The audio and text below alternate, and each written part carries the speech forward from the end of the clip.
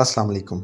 मुगलिया सल्तनत के तमाम बादशाहों की तारीख गवाह है कि मुगलिया सल्तनत 1526 से 1857 तक बरसगीर पर हुकूमत करने वाली एक मुस्लिम सल्तनत थी, जिसकी बुनियाद ज़हीरुद्दीन बाबर ने 1556 में पहली जंग पानीपत में दिल्ली सल्तनत के आखिरी सुल्तान इब्राहिम लोदी को शिकस्त देकर रखी थी। मुगलिया सल्तनत अपने अरूज में तकरीबन पूरे बरसगीर पर हुकूमत करती थी, यानी मौजूदा दौर के अफगानिस्तान, पाकिस्तान, भारत और बांग्लादेश के ममालिक पर मुश्तमिल खित्ते पर इनका दौरा था। ये बात वाज़िया है कि मुग़ल सल्तनत का सरकारी मज़हब इस्लाम था।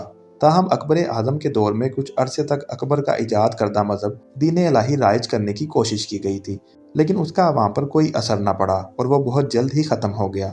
बाकी तमाम शहनशाहों के दौर में इस्लाम ही सरकारी मज़हब था और मुग़ल शहनशाहान इस्लाम के बहुत पाबंद हुआ करते थे। इनमें औरंगज़ेब आलमगीर ज़्यादा शोहरत रखते थे। बाकी शहनशाह भी इस्लाम की पैरवी के लिहाज से जाने जाते हैं। इन्होंने न सिर्फ इस्लामी कवानीन राइज किए और इस्लामी हुकूमत को बरसगीर के कोने कोने में फैलाने की भरपूर कोशिश की।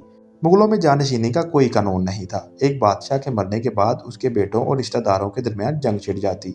जो शहजादा अपने हरीफों को शिकस्त दे देता वो तख्ते मुगलिया का वारिस बन जाता। बाबर को अपने मामू और चचा से लड़ना पड़ा।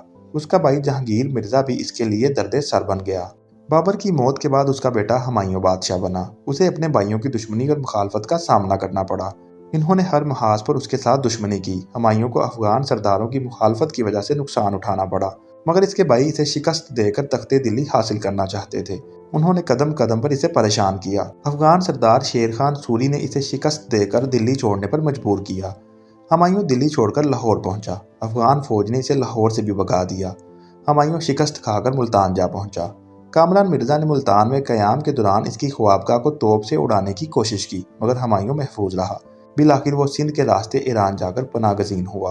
15 साल बाद 1555 में उसने एक बार फिर मुग़ल सल्तनत हासिल की, मगर 1 साल से कम अरसा में उसका इंतकाल हो गया।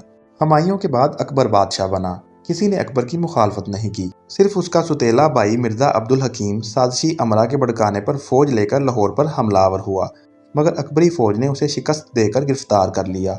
उसने तमाम उम्र कैद में गुजारी। अकबर के बाद उसका बेटा जहांगीर तख्त नशीन हुआ। उसके बेटे खसरो ने जहांगीर के खिलाफ बगावत कर दी। जहांगीर ने बागी फौज को शिकस्त देकर बागियों को सरेआम फांसी दी और शहजादा खसरो को अंधा करवा दिया। उसने तमाम उम्र कैद में गुजारी। जहांगीर के बाद शहजादा खुरम शाहजहां के लक़ब से तख्त नशीन हुआ। उसकी मुखालफत उसके भाई शहजादा शहरियार और शहजादा दावर बख्श ने की, मगर शाहजहां के वफादारों ने इन्हें शिकस्त देकर गिरफ्तार कर लिया। शहजादे शहरियार को अंधा कर दिया गया, जबकि शहजादा दावर बख्श मारा गया। 1658 में शाहजहां की ज़िंदगी में ही उसके बेटों दाराशको, औरंगज़ेब, शजा और मुराद के दरमियान तख्त के हसूल के लिए खून रेज़ जंगें हुईं, जिसमें औरंगज़ेब को फतह नसीब हुई, जबकि तमाम शहजादे जान से हाथ धो बैठे। औरंगज़ेब ने अपने बाप शाहजहां को लाल किले में नज़रबंद कर दिया और अपनी बादशाहत का ऐलान कर दिया। 1707 में औरंगज़ेब के इंतकाल के बाद एक बार फिर जानशीनी की जंग छिड़ गई, जिसमें शहजादा आज़म, मौज़म और काम बख्श ने हिस्सा लिया। शहजादा मौज़म कामयाब रहा, जबकि दूसरे शहजादे जंगों में मारे गए। औरंगज़ेब की वफ़ात के 10 साल बाद के अरसा में 7 खूनरेज़ जंगें हुईं, जिसमें मुग़ल हुकूमत का बहुत बड़ा नुकसान हुआ। लातदाद जर्नैल, सिपाही और जंगी फ़नून के माहिरीन मारे गए, जिसकी वजह से मुगलिया सल्तनत कमज़ोर हो गई। मुग़ल हुकूमत की कमज़ोरी से फ़ायदा उठाकर बहुत से सूबेदार बागी हो गए। बंगाल के सूबेदार अली वर्दी खान ने बंगाल के हुक्मरान होने का ऐलान कर दिया। मरकज़ी हुकूमत में इतनी हिम्मत ना थी कि उसको सजा दी जाती। हैदराबाद दक्खन का सूबा निज़ामुल मुल्क के ज़ेरे हुकूमत था। उसने बगावत करके खुद को वहाँ का हाकिम करार दिया। मरकज़ ने उसके खिलाफ भी कोई कार्रवाई न की। पंजाब में सिख और दुरानी हुकूमत कर रहे थे।